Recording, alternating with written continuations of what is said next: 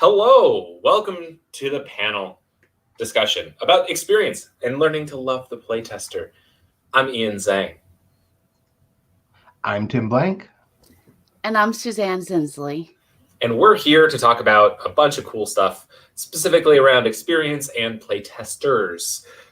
Because if you are a game designer, it's very hard to design games without having playtesters. So it was something that we wanted to talk about and have a little bit of experience with. So who are we? It's a very good question, Ian. Let's figure that out right now. All right. Hi, I'm Ian. I'm the owner of Gravitation Games. We just released a game called Please Fix the Teleporter. It's really fun. You should check it out. But I'm also, in my full-time gig, that's what I do is I'm a senior trainer. I've been in education and adult training for about almost 10 years now. It's crazy. It's a career. Who knew? And I'm a board game advocate. I will not stop talking about board games, and I love to talk about things more. So if you want to talk to me, I will have my Twitter. Actually, my Twitter is right here. Feel free to follow me and ask me questions because I'm an open book when it comes to those sorts of things. I'm always happy to answer questions. All right, and let's go over to Suzanne. Hi, I am Suzanne Zinsley. I am the co-founder of Cardboard Edison, which is a resource for people in the game design field. I'm also a designer. Some of my games include Cobras and Ceylon, which I code with my husband, Chris. And I'm a full-time mom. With two adorable daughters who are very efficient playtesters. Yes, they're very, very good. One is 12. Lily Ann is 12. Hannah is 6. And 12? She's 12, yes. She's in middle school, my God. She is. And she's getting into cosplay and anime. So sorry, I just remember her as like a little thing back at Unpub like a long time ago. It's crazy how time Hannah was still a baby, and you had to take shifts with her. And yeah, I remember that. Oh gosh, that's crazy. Yep, nope, they're full grown now. Yep. Almost not full grown, but And we got Tim. Yeah, I need to be different with a different slide here. My name is Tim Blank. I am a board game designer. Primarily, that's how I describe myself. I'm also a vice president for Boston Fig. If you haven't heard of it, we are the largest indie game convention in the world. And I am also the president of the Game Makers Guild, which is a playtest group. We have chapters in Boston, New Haven, Philadelphia, and Nashville. So if you are local to one of those cities, you can reach out to me and I can get you in touch with whatever Game Makers Guild is in your city. And I'm also a designer. You see some of my games up here, as well as I teach game design at Northeastern University. It's exciting. Yeah. I was so happy when you got that job. It's like, ooh, this is going to be great. You have no idea how happy I was, Ian. Sure. All right. So today we are watching comments, by the way. So if you put any questions in chat, we will definitely be taking a peek at them later on. And if it applies right now, we can go for it. All right. So the goals of this panel are mostly around these things on the right here. We want to be able to understand the playtester from their point of view. We want to learn about different experience types, and we want to learn how to engage playtesters and validate their feedback. It's not just that, because when someone is playtesting your game, they are doing you a favor. They are helping you to better your game. And so you want to make sure that they feel appreciated, but also that their opinion is not just heard, but also validated in various ways. And what does that mean? Well, we can find out. Anything, Tim, Suzanne, you want to add to that? Yeah, I just wanted to throw in, most of the time I find that my playtesters are doing it for free. So this is really important when you're working with people who are helping you out for free, that you help them to feel validated. And yeah, I agree with what Tim said and Ian. Most of the time, our playtests at events and stuff are free. And it's really important that you realize that your playtesters are taking time out of their day that they could be doing something else to help you better your game, and that they want it to be the best that it can be. Indeed. So the first thing that we're going to do is I have a little presentation here around experience types. This was something that I learned when I was working at the Carnegie Science Center in Pittsburgh. It's a science museum, a very interactive museum. And we happen to have Jim Schreiber come in. He works at Duquesne University now, but he's a former fellow at Smithsonian Institute in Washington, D.C. And during his research, they were trying, the Smithsonian is, if you're unfamiliar, if you're not American, it is the largest museum in America. It's basically America's museum for all intents and purposes. And so they were trying to figure out how to better serve everyone who came in, because some museums have a very particular crowd that comes in, but the Smithsonian, literally anyone can go there. And so we want to make sure that as a museum expert, you want to make sure that your exhibit caters to everyone who comes in, that you want to make sure that they can engage on their own level in some way. So what Schreiber's team came up with was a new model of experience. And I like to think of this like levels on a soundboard. So this is not like rating from 1, 2, 3, 4. This is like how much someone likes this kind of experience type. And so, I mean, if you have different levels, obviously you can rate them from, top to bottom, but don't think of it like as a static, like level 4, level 3, level 2, level 1. You can have multiple at the same level. It's just like figuring out what you prefer at any one point in time. So the 4 different types of experience that they identified were idea, people, object, and physical. And I'll go through each one of these in turn so that you can kind of follow along with me here. But every single person has a experience preference in terms of how they like to experience the world. And as you're listening to these, you'll probably recognize some of the traits in your own self. And so as we're going through this, think about it from your own perspective, because you are going to identify with at least one of these quite a lot. All right, so let's go through them. The first one is idea. Idea people are conceptual. They like to, if you're going to a museum, you go for the information. You want to know the kind of the abstract thinking. They want to know more things.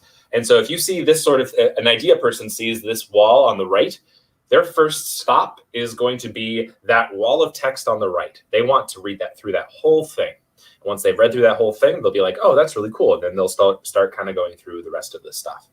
So it's all about the knowledge, all about the thinking through that, thinking through things conceptually and that abstract thinking. So if you think about it, roads and boats or food chain magnet, like these are very dry games, but they have so much underlying strategy and like you have to think abstractly to be able to play them well, that they are ideal for the idea people.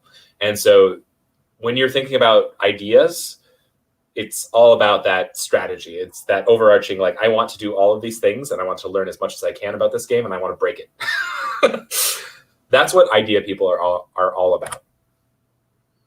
People want to have emotional connections. They want to go to a museum to be able to talk to people about things, talk through them with other people. They want to communicate their ideas. They want to not just experience things from other people, but they want to engage with it literally person to person.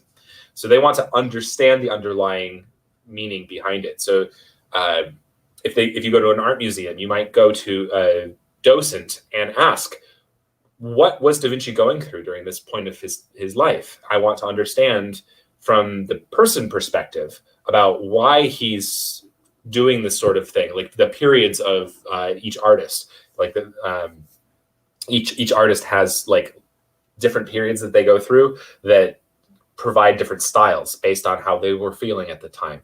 And so the docents are best prepared for that. And so a people person will often go straight to a docent and just start asking questions, or if they go on a tour so they can get that guided experience and get a deeper understanding of what's going on just on the surface. They want to be able to hear, they want to be able to interact, not just on a solo level. They want that engagement. And so, I mean, this is this is the werewolf crowd. Like this is you want the social deduction. You want that interaction with other people.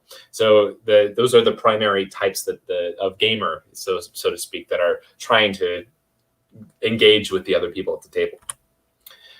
Object people are all about visual aspects. They are all about the visual language of what's going on. They like aesthetics, and they want to see things. So unfortunately, a game like Food Chain Magnate is not going to really pull these kind of people in, because it's a very dry board. It's literally like a, It looks like a prototype sometimes. It's a prototype game.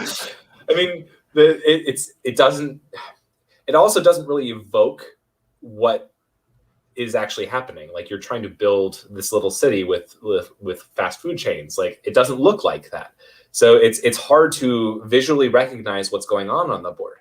A game like Zolkin, where you literally have gears that move and show you where your piece is really good for an object person, because they can look at the board and be like, I know what's going on.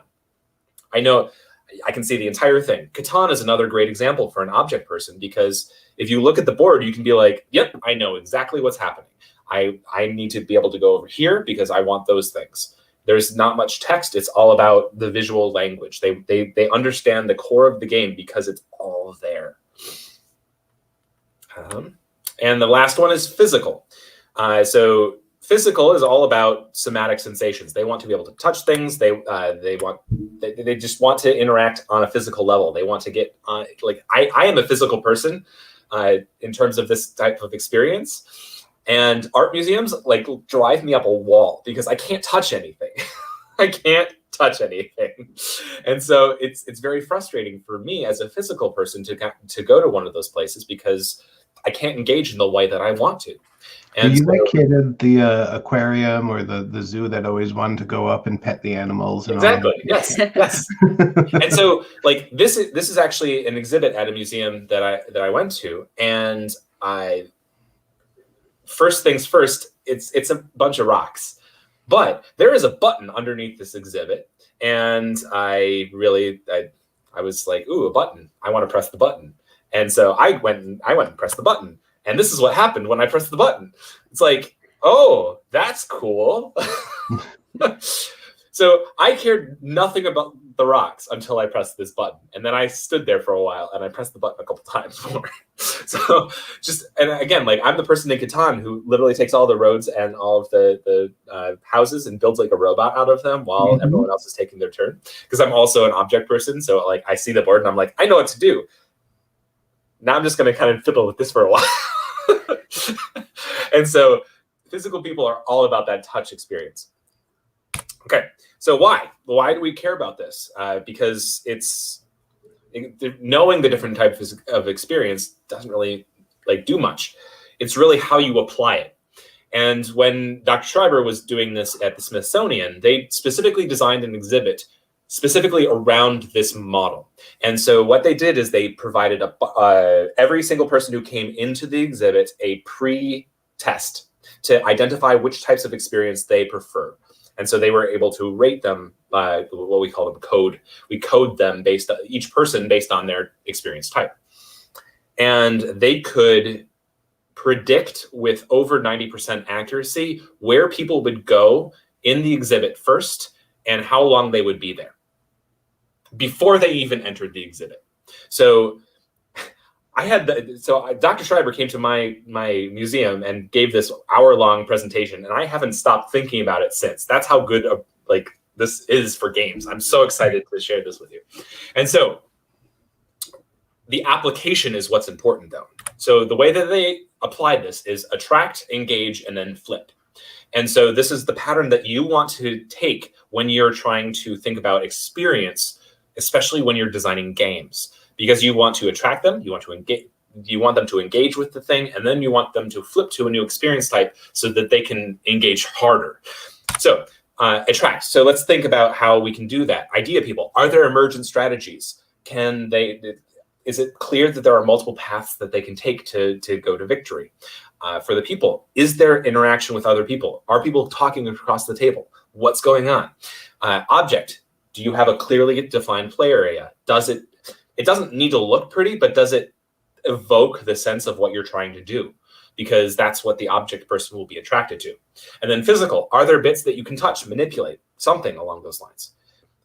I'm not saying that you have to dive super hard into this, but at least throwing a bone to each type of experience, each experience type rather, will help them to at least get them to sit down at the table, get them to see like, this might be something that I want to play.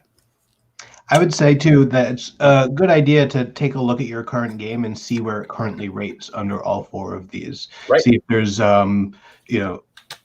an area where you can improve upon, and then also look at what your game design goals are and see, is this going to be a people game or is this going to be an idea game? Is this going to be like a dry game that doesn't really have much interaction with each other? It's really just like a individual engine builder.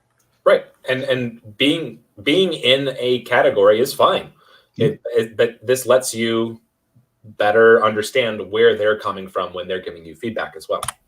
So once they've come and sat down at the table, once you've attracted them, does that experience deepen? So you want them to be attracted to it, but then be like, oh, there's actually a little bit more here. So there needs to be an obvious aspect to get them there, but then it needs to deepen a little bit further to get them to actually engage. And how can you do that? There's lots of different ways, but that's the next step of getting them to actually come and then stay. This is the stay step. So attract is come, engage is stay, and then flip is learn to love. Because if you can get them to this stage, it means that they've branched out from their preferred experience type into their secondary, tertiary, even quaternary experience preference. So I'm not going to read this. You can read this if you're watching live. But how can, like, for me as a physical person, that button on the rock exhibit, I pressed it and I was like, ooh, I'm an object person now. Because there's something cool to look at. That's awesome. And then I was like, ooh, go, and I pressed it again, and I let them, I went back and forth, and I turned on and turned off, turn on, turn off. It's like, oh, this is awesome. Why does it turn that way? And then once I was like in, I was like, okay, I'm reading about this. What's going on? And I went and actually read something, because I normally don't read things at the museum because I don't like it. I'm not an idea person. Spoiler alert. So you want to see if you can find those connections. How can you figure out how an object person might be converted into an idea person? Because if your board is really cool, they might want to draw a card and read it and see how they can manipulate the board state based on what they have in their hand. And so that's the sort of thing that you're looking for when you're flipping. All right. So that's the model that I've been using for a long time, because this has let me temper the feedback that I receive as from my playtesters. Because asking a couple questions of like, what kind of games do you like, gets me so much information about what sort of feedback I can expect from them. And if I know what kind of game I've created, I can then temper that feedback based on what they already like. And so, like, when I was designing Please Fix the Teleporter, it is a very physical game. You're flipping little tiles, and that's pretty much it. You're flipping and matching. So it's tailored to almost specifically physical and object people. So I knew that there's not going to be much people interaction. There's not going to be much almost no idea in it, and I knew that. And so I wanted to get people who are idea preference and see what kind of things that they wanted out of the game. And so most of the time what they ended up saying was like, this doesn't take long at all. So I'm fine with flipping automatically to this little physical game. Like, this is fine. Like, I'm not going to seek this game out, but I'm definitely going to play it if it's there. And so that let me understand their feedback, because I could identify, like, this is probably not going to be a game for you because it is these types of experience. And I know that that's not kind of what you like. All right. So I do have a couple case studies, but okay. Go yeah, ahead. and I did want to kind of jump back here because I teach a different model. when I teach game design. But there's actually, I'm drawing all of these similarities here. You know, I teach that you've got your experience, which is the overall thing you want. It's grounded in your players. But then looking at just games specifically, you've got theme, you've got components, you've got mechanics, and you've got social dynamics. And looking at these four right here, idea, physical, object, people, you know, theme very closely related to the idea of your game, because it's overall what your game is about. The components of it are the physical aspects of your game there. So the players who want a more component heavy experience are going to be more physical people. The object is the strategy players, so they're going to be more attracted to the mechanics, and the people are going to be more attracted to the social dynamics of your game. So it's really interesting to see, you know, these, but also maybe to use those words to kind of bring them over into the board game industry. Right. So really quick, let's go through the case studies with Catan. So thinking about Catan, idea. So how can an idea person engage with Catan?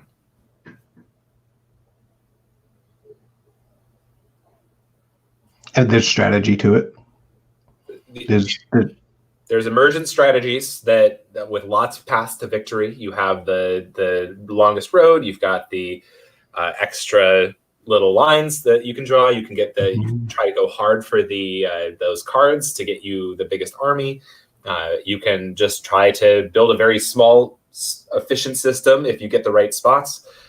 So it's all about efficiency, and they can really build off of that from their brain. They can look at it and be like, okay, I can go there and go there, go there, go there. How about people?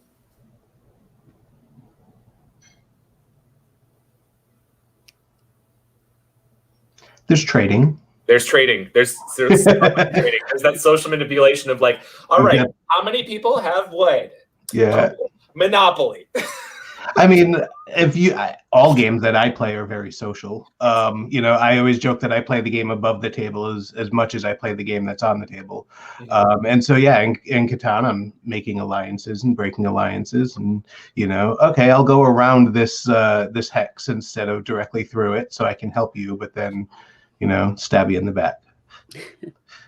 Yep. And so object people, I've already touched on this, is that it's a very clear board. Like you can see everything that's going on with a single glance. It's not hard for you to just understand intrinsically who's winning and why. And that ties into that back to the people with the trading, because if you can see who's winning, you can flip over to the people and be like, I'm not trading you anything. And then finally, the physical, again, I've touched on this as well, is you have those pieces, the tactile pieces, like the literal, like I'm slapping down a road. Ha! Yep. Road building. You can't go there anymore. It's that satisfying moment of just like, I'm just going to put down these two roads and block you off. It's going to be great. Or the building of the robots in your own little, I do that exact same thing. Exactly. Not part of the game at all, but it's still important. It's still there. It might attract people enough that, ooh, I want to just kind of fiddle with those pieces. Get laughed at in my game groups for that. Yeah. The second case study is Sushi Go. And Sushi Go is, I think, a phenomenal example of this because it's simplicity incarnate. So it's just very basic scoring. But for the idea person, they understand what sort of strategies to be taking. They're not just like, oh, I want this thing. It's like, okay, they're tracking where are all of the cards and what are people taking. So they're paying attention to what other people are doing, not just what's in their hand. Because a lot of people, like especially new gamers, when they take up this game, they're just like, okay, I want to score the sashimi, so I'm just gonna grab that one. But the idea people are like, oh, you took sashimi, so you're probably looking for the wasabi, huh? They might not be, but the idea person gets to engage on that level where they can see what other people are doing and try to accommodate their own strategy for it. The people similarly are like, hey, can you not take that thing? They can start debating. Again, debating is not part of the game, but you can. You can make Or the people might take something just so you don't get it. exactly. Because they have that moment of when you flip that card over and you know that it was the last, I don't know, tempura that was left in all the hands. Yeah, that's part of the fun in Sushi Go too. Exactly. And the object people, look at the colors on this game. Like, look at it. It's beautiful. And also, it's very clear what you have. Not just in the iconography, but also the coloring. The colors are very different. They're unique. And so you can clearly see from across the table what other people are going for, which ties back to the idea person, which allows them to engage on that level. So the object supplements the idea.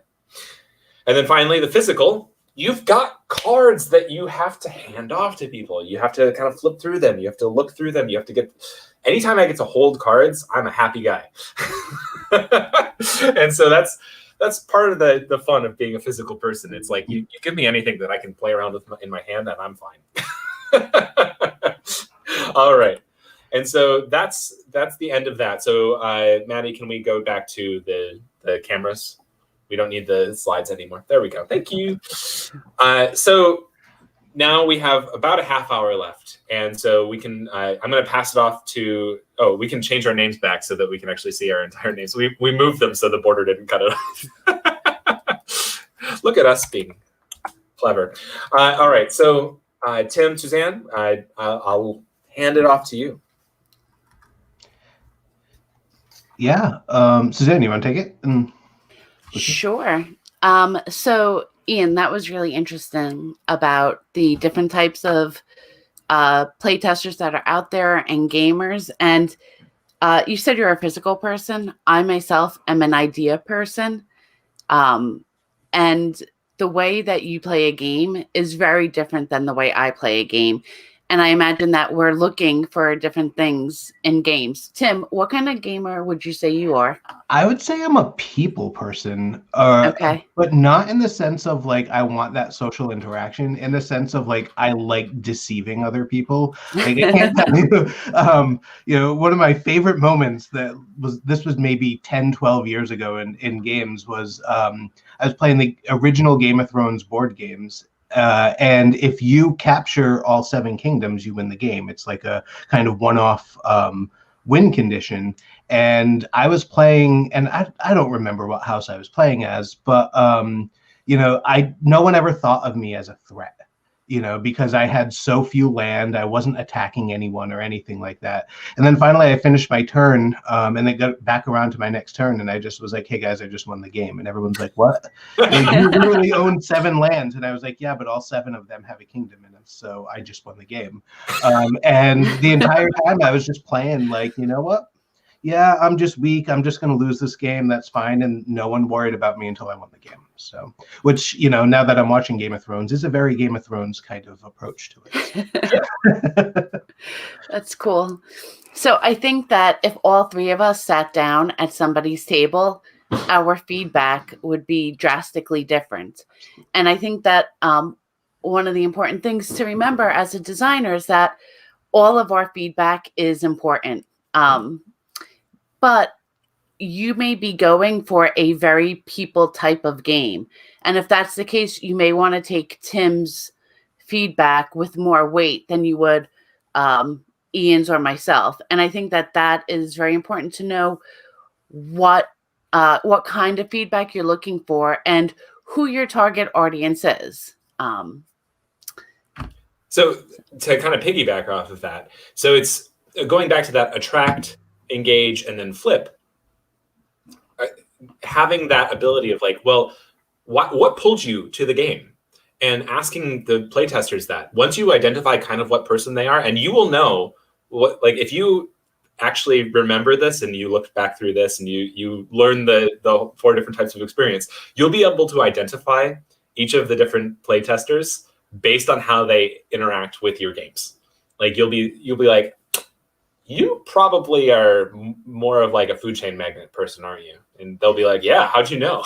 You can always ask them too, Yeah, exactly. And I've heard this many times at playtests where, you designers just ask, what types of games do you normally play? Yep. And that I think that's the best question to ask when you're first getting people to the table, because it lets you know what kind of gamer they are. And once you know that, then you can start asking the question of like, what brought you to the table? And then that gives you feedback about, because if you want a successful game, you want people to be attracted to your game and want to play it. And so what attracted you to the game? And then once they're there and they've started playing, like midway through the game, it's like, well, what really made you hook into the strategy that you're doing? And ask that question to each of the different experience types, because that will give you a ton of information about what sort of things to enhance or maybe take away because it's maybe too hard. It's too harsh. There's lots of ways that you can use this thing. Because once you've done that and you notice that idea person like starting to really get involved in the discussion about like the trading and the monopoly sort of thing, like what made you get involved in that? Because like generally you were pretty quiet, but then all of a sudden you really got engaged at that one point. Asking them that question and saying like, well, I found a card that was really fun and it let me do that. And so that one card can then spawn multiple different paths in your design, within the design, so that you can bring out more of that. Because the more that people engage in other different types of experience, the more of a full experience they'll feel like they got out of it. Because again, if someone can get me to read little text, like, dang, I will keep that game forever. I will say though that I think that it's important, once you realize, you know, what kind of player each of your playtesters is, that you still take that feedback as valid feedback. I always think it's important, and I always teach my students to lead with what your design goals are. You know, literally write them down if you don't have them written down. Choose 3 to 5 goals for your game and say, these are my design goals. And if one of your design goals is to have this game where everyone's sitting around the table and laughing their butt off, then you know that this is going to be a people player type of game. So when you have those idea players or those object players that are sitting down at your table, you know, maybe this isn't the type of game for them, but that doesn't mean that their feedback is any less valid. It just shows you that there are different types of players out there, and they could still find your game fun. And if they do, go down that road a little bit more and ask them why that they found that fun, so you can make your design decisions if you want to go more into that object focus kind of play area. Suzanne? No, I agree with everything Tim had just said. Yeah. I know when we play test games and we develop games, it's very important that we try to get the right voice for the game. And that comes from what type of person the game is geared towards. But it's also very important to have the other voices heard, so that, you know, when, you know, an idea person comes to a people table, that this is the experience that they might have, and that's okay. It's okay not that everybody doesn't have to love your game. However, if you can make it appealing to all the types, that's the, you know, ideal sweet spot. So we have a couple of questions in chat, and I'd like to discuss a couple of them. Let's go through them here. Where do I find playtesters that actually like my games? Thanks, Dan. I mean, honestly, you're just going to have to find the local game things. Jeff Johnson is a great person who's already involved in local playtesting. So that's you're already doing the right things, Jeff. Let's just be honest. But identifying, it's not that you want them to engage with your game. They might not like it, but if they're engaged, that's the key. Because I've played a lot of games that I don't like, but I still engage with them because they kind of cater to it. It's like if they come out, yeah, sure, I'll play it. There are a couple games that I don't play, which is the second question that Jeff had down here. What kind of games do you not play? And so I'd like to kind of talk about this because I think it's kind of important, because sometimes there are some people that just do not like certain types of games. And it's very important if you're designing games to make sure that you're not suffering, making them suffer through something they just are not going to like. And so I can go first because I have one right off the top. And it's anything that is super take that. And I like to say bad frustrating. I do not like games with bad frustration. And there's a scale of frustration that I use when I'm talking about this. And there's bad frustration, there's good frustration, and then there's, in between. Good frustration is when I make a mistake when I'm playing and it tanks me. I'm frustrated. It's like, dang it. Like in Twilight Imperium, like someone takes my home system. Like we had a deal. Like we had an alliance. Like what's going on? That was my own fault. I left my home system empty. They could just, sure, they're going to come in and just take it. Why not? It's going to score them 2 points. I mean, I should have seen that coming, but I didn't. So, and that's good frustration because it was completely my fault. Like I could have prevented that. That could have been a preventable accident that I did not have to suffer through. But it happened. The bad frustration is when you have no control over it. It's rolling doubles 3 times in Monopoly and going directly to jail. You literally had no control over what happened. But that's why I don't like roll and move games because I don't have any control over what happens. This is what happens. I'm done. I have to pay you $3,000 because I landed on your spot in Monopoly. Like that's really frustrating because I had no control over that. Like it's just what I have to do. Obviously, there's other things that I have problems with Monopoly, but that's for a conversation for another day.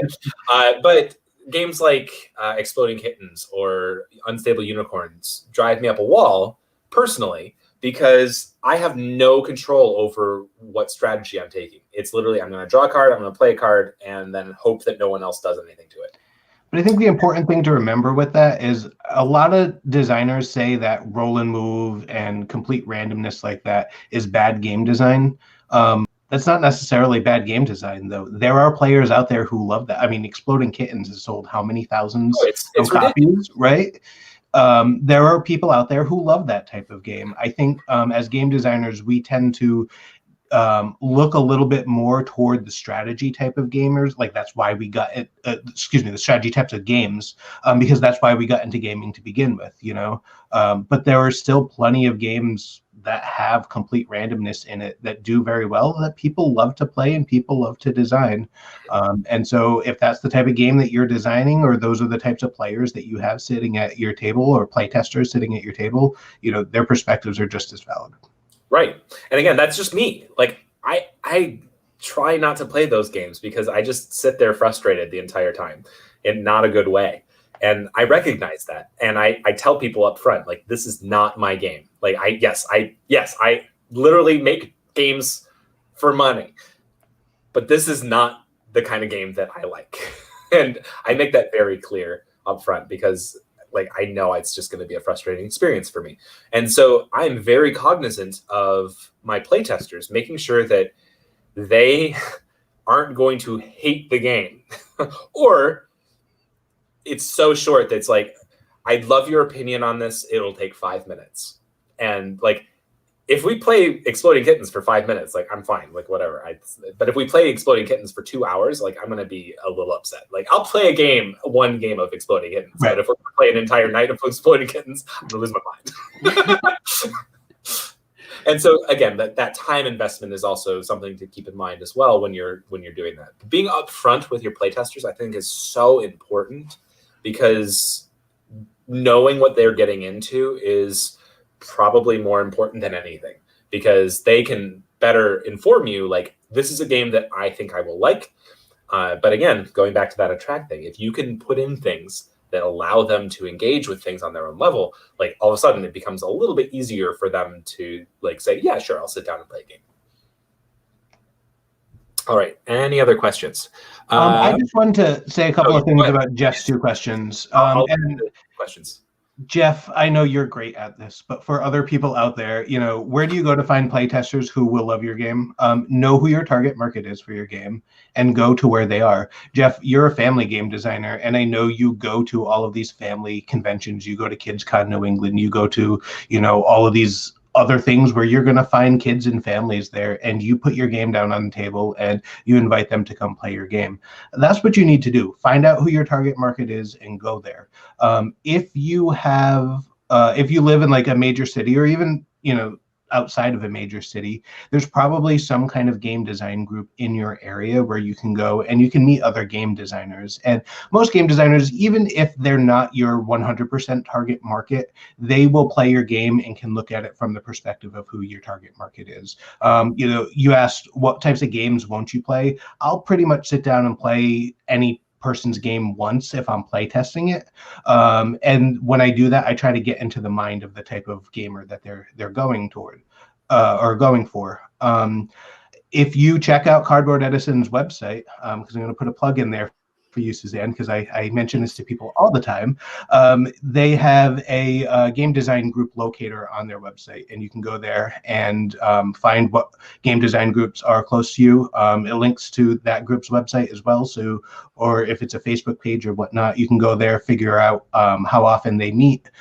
Right now, a lot of groups are meeting virtually, and there's a couple virtual playtesting Discords that are out there, so you can get together with individuals virtually. That I hope those are going to continue once this whole craziness of the world is past us, or once we're past that, I guess. But yeah, just find game design groups, and you will find people who are the type of player that you want. Yep. Yeah, jumping on to what Tim said. Tim, thank you for mentioning that. Yeah, our website does have a list of playtest groups, so you'll definitely find lots of different groups, and it's good to play your game in different groups because you get different type of feedback from different people. For the topic of what kind of games won't I play, I'll play mechanically pretty much any game. However, there's some themes that really put me off that I won't play. I remember several years ago, I was at a playtesting convention, and one of the games that I sat down to play, I didn't realize what the game was about until I sat down. It was about prom night and getting your prom date drunk so that you could, go all the way, however you want to phrase it, with them. And I was the only woman at the table, and it was just a really uncomfortable game and uncomfortable situation.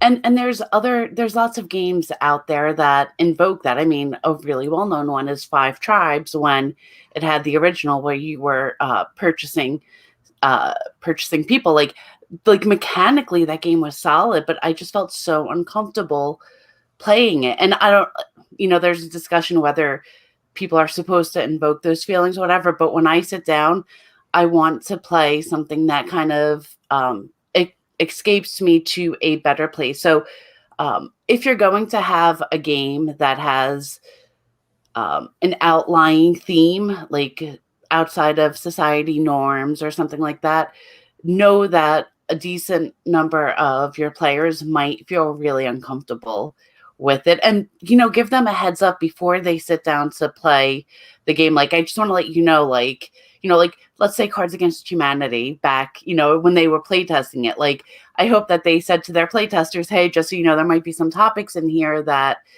will make you uncomfortable, but that's the whole theme of the game. That's the whole part of the game. If you're okay with it, great, let's go. If not, this may not be the game for you. So I think that's something that designers should really keep an eye on.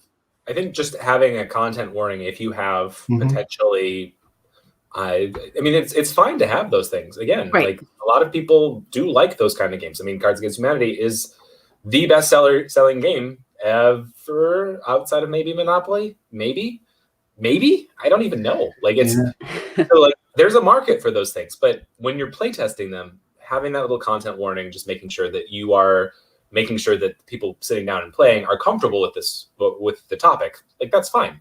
As long as you have that mutual discussion and you come to that agreement, like this is what we're getting ourselves into, that's good. And so that's anytime someone sits down to one of my games, I say, this is what you're going to expect. This is how long I expect to play.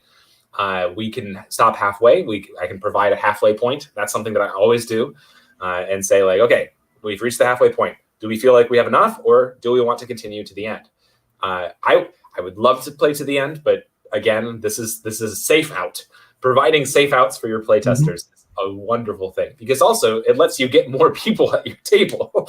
So if you have a really long game, like stopping an hour into it is like probably really good, because you can get 3 times the number of players to the game to get them to see like do these mechanics work. If you're trying to go for an end game, obviously you do need to play through the whole thing, but again, knowing that ahead of time, like you're in for a 3-hour experience, just to let you know. It's like, I'd like to not. Ian, jumping on that is so important, that you know how long it's going to take. I have sat down to so many tables where they're like, it's a half-hour game. That's it, half an hour. And I'm like, oh, yeah, okay, I'm supposed to leave in like an hour. I'll do this. And then 2.5 hours later, I'm still there and we're not even halfway through the game. Yep. So it's really important that, like Ian said, you do know the length of time, and that includes giving feedback. You should include that. The game is an hour, and then maybe like 15 minutes afterwards for feedback, because that's important too, so that the player knows the full amount of time you're expecting from them. Right. Yeah, and I'd say this kind of goes unsaid, but with all of that, if you do have a content warning to your game, or you do have a long game, and someone says, you know what, this isn't for me, be respectful of that. Yeah. I have seen playtesters be like, "No, just sit down and play. It's not that bad," and then, or excuse me, designers say that, and then the playtester, 5 minutes in is like, "No, this is actually really bad." And I'll give an experience that I had at a convention where I was designing a game that was about drag queens, and so one of the main mechanics was throwing shade at each other. So you were hurling insults at your fellow players, and I had this one woman sit down, and she was like, "Nah, this isn't really for me." But her boyfriend was like, "Yeah, I'll give it a shot." So she watched. She had some of the best feedback for that game, even though she wasn't playing. She had some really amazing feedback, and had I just kind of been like, "Oh, okay," and like moved on, I wouldn't have gotten the feedback from her that I needed to. And so just being respectful, she just kind of sat to the side and watched us all play the game, and it was fun, and we made a new friend out of it, so it was great. Yeah, we have a couple more questions that I'd like to cover. Sure. Sarah put in, do you want playtesters to replay across different iterations, or just one and done? And I like this question a lot. And the answer is, it depends. Specifically, if I'm trying to solve a problem, I want the type of experience player. Again, I've transitioned into almost like thinking about this full time, because it's so useful for me as cognitively of how to interpret the feedback and how to better the game itself. So I want a playtester to come back and play this again if they are engaging in the ways that I want them to engage. Like, I want people to engage with. I want to see how they can figure out how to break the game, and what sort of strategies they take, so that I can better the game further. So I want them to come back and play again once I've made changes, because I want to see how they play through them again. And so again, as I'm going through the playtest, I'm taking note of who is doing what and when, and seeing if I can get them again later on. And then I give them the order of like, you did this last time, try that again. and see if it works. When I was designing Kingdoms of the Deep, this was constant, because many people so Kingdoms of the Deep is on Kickstarter right now, go check it out. But you have a hand of 6 cards, and everyone has the same hand, and every single time I played it, a different person would say this card's overpowered, and every single time that card would change. So if all cards are overpowered, are none of them? I don't know. And so it really came down to I needed multiple people to play test multiple times, so that I could see, like, try this strategy again, see if it works. Because you said this was overpowered last time. See if you could do it again. I want you to just focus on that. See if you can repeat that process. And then they do it again. It's like, oh, that's maybe not overpowered, but this was overpowered this game. It's like, okay, so it wasn't just that that card was overpowered. It's that you put a strategy in place that worked really well, and it seemed overpowered. That's also dependent on the decisions that the other playtesters were making too, right? Right. But were if they leaving holes that you could then stick your sword in and, twist around again? Exactly. But having that same person try the same strategy again, I had that consistent variable that to see if it was really just the other players not doing something that was really triggering that. And that's ended up what it ended up being, which was very helpful for me. So in that case, Sarah, that is when I want them to replay. It's when a strategy seems dominant. And, well, was it really, or was it just because of the other players and what they were doing? And so that's generally when I want to keep a consistent variable. That's when I really want them to replay. Obviously, like if they're asking, I want to play this again, that's a good sign that I might have a winner. So that's good. Anything else from Tim, Suzanne? I just want to say, I think that goes into what you're looking for in feedback. Also, if you're looking for a certain kind of feedback, like the end game or something like that, then you may want to play it a couple times. We have one game that we're working on right now that we are trying to figure out what's the best way to start the game with 2 cards or with 4 cards. And it's a short game. It's like 15 minutes. So we may say, do you want, can you play this game twice? Each game is like 15, 20 minutes. And then let us know which way you prefer it. So if that's the case, then we'll ask you to play it twice. Yeah, I'll jump in here as well, and I'm actually going to say something a little more concrete than it depends or what you're looking for. I'm going to say you want both. And that's actually a big principle when I'm teaching my students, is that you want to get feedback from people who know your game, and you want to get feedback from people who are experiencing your game for the first time, because at some point your audience is going to experience that game for the first time. And you might have this wonderful system that's perfectly balanced and everything seems, amazing, and all of your stats are coming out perfectly. But if someone sits down the first time to play that game and they don't understand the strategy that's in that game and it's just way over their head, they're not going to come back for the second, third, fourth, fifth time in order to develop those strategies. So you need to get feedback from people who have never experienced your game before to make sure that your game has what it needs to draw them in. And then you're going to want feedback from people who have played your game over and over again to make sure that it keeps drawing them back to the game. Mm-hmm. Okay, we have another question from Jeff. He says, as a playtester, should I try to put myself in the shoes of gamers that like a type of game, or is it more beneficial to stay in your lane? So this is a tough one, and it really depends on the designer. Mm-hmm.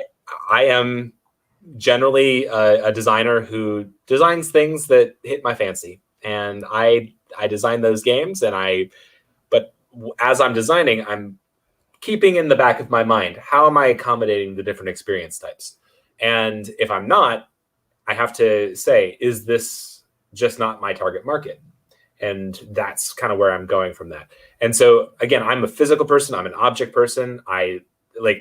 If I had my soundboard, I'd be like idea almost 0, people, object, and physical, like almost all the way up. I have definitely a physical preference, but object is secondary. So I design not so much for the deep strategy. Every once in a while, I design a game that ends up being that, but it's emergent from the other 3. That's where I'm going. So design what you like. That is my biggest core thing that I always recommend to people. Design the games that you like to play, because you're going to end up playing it a lot. And so you better like it. I tell my students, if you are not the biggest advocate for your game, if you can't be excited about your own game, how are you going to get other people excited for it? Right. And so that's really the core for me. I have to like the game first. I design for yourself. That in that case, stay in your lane. If you design a game that is fun and crazy and it's built for young kids, do that. That's great. just design what you like. As a playtester, though, I would say to, whether you should stay in your own lane or go into other lanes, really ask yourself, how comfortable are you driving in other lanes? If you are someone who's just a casual gamer, and you are sitting down with a big 3-hour game where you have to do like character creation and you've got these warring worlds and all these different strategies, it's going to be really difficult for you to be like, all right, let's put my strategic gamer hat on right now, because you probably haven't experienced that many strategic games. Maybe you have, but in the case of, if you haven't, stay in your lane there. For me, I will play any type of game. I can play any type of game, so I'm comfortable kind of changing my mindset to go into, here's what, a more strategic type of game is. So really just know yourself. There are certain games where I won't get out of my I'll stay in my lane. For me, a big thing I look for in games is creativity. And if you are just if your game is just a reskin of some other game that's already out there, and there are many of them that are out there and that I've play tested, I stay in my lane and I just say, this isn't, I would never buy this game because it already exists. I'm sorry. And that's going to be my feedback. Jeff did clarify it's specifically playtesting. And Yep. So I'll kind of go back because I explained it from a designer perspective. But as a playtester, I ask the designer first, because I ask, what kind of feedback are you looking for? Mm-hmm. Because that will temper what I can do. Because I'm an omni gamer for the most part, I'll play pretty much anything. But if they're looking for very specific feedback, I need to know that up front, because then I can then put on whatever hat fits best. Again, like I can do the people object physical pretty much interchangeably. If you want me to like analyze super hard lines of strategy, it's going to be a little bit more difficult for me. And it's a little bit smaller hat. Like, look at my head. It's huge. Like it's a little bit harder for me to put on that hat, but like I can do it if I need to. And so it's just knowing what the designer wants. That's the key for me. I also think it's totally acceptable to tell the designer, I am not your target audience. Mhm. However, this is I prefer this type of game. However, this is my feedback. So that they know you're not the target audience, but you still have valuable feedback to offer. Mm-hmm. Yeah, one thing I kind of want to add to that too is if someone does say that, and I've said this earlier, that doesn't mean that their feedback is any less valid. That doesn't mean that you shouldn't be taking that feedback. One trick that I do to show respect to my playtesters, obviously, always say thank you. I always have a sheet that I write all my feedback down on, and I have check boxes at the top. If you haven't gotten the Fail Faster journal, you should really use that or something that's similar to that. One of my check boxes is always to thank your playtesters for playing. But another way that you can kind of show them that you are respectful of them is in those journals. Even if they say, this isn't my type of game, write that down. Show them that you're actually writing things down. And even if it's, a piece of feedback that you know that you're not really going to use, still write it down. Because if they see that you're writing everything down, but you don't write their feedback down, they're going to stop giving you feedback. And you don't want that, because in 5 minutes, they could have, the perfect solution for one of the problems that you have for your game. Mm-hmm. So, just make sure you're writing everything down. And then if you look at mine, and I maybe shouldn't say this in case someone gets their hands on mine, but I put stars next to the things that I really, really want to delve into a little bit more. And then I also have at the bottom of that sheet, changes that I want to make going forward. And that's once the whole session is done, I do some reflection and I go back to that. So that way I'm making sure that I'm still writing what everyone is saying down. I'm still gathering as much information as I can. But then afterwards, I'm processing it for moving forward. Suzanne? Oh, no, you could go. Oh, okay. So again, asking relevant questions as well is a great way to provide validation for your playtesters, because asking, again, what attracted you to sitting down and playing this game? Like, what was it about the game that you were interested in? Because even if this might not be your kind of game, I want to know why you came and sat down here anyway. And then once you started playing, what did you really engage with? Was there anything that you were like, oh, that's kind of cool.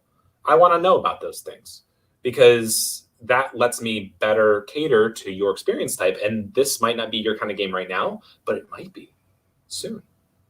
Based on that feedback. And so allowing for those really nice little questions. And that's why I wanted to start with that presentation, is because it gives you those opportunities to ask those questions about what attracted you, what engaged you, how did you diverge from your normal, like where did you find yourself slipping into other experience types?